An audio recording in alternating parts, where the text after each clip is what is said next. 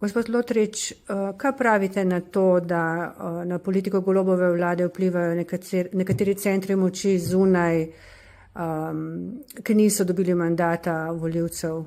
Zame so pomembna vsebinska vprašanja in sicer jasno je, da Golobova vlada ne dela dobro in sicer to se kaže predvsem v konkurenčnosti slovenskega gospodarstva, kjer smo pravzaprav izgubili tudi gospodarsko rast, ki se je znižala iz 2,3% na 1,1%, torej se je več kot prepolovila, tako po podatkih OECD-ja kot po podatkih Evropske komisije.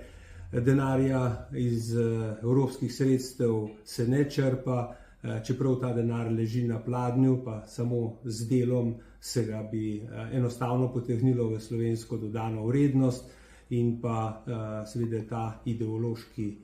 pristop reševanja k politiki mi zagotovo ni všeč.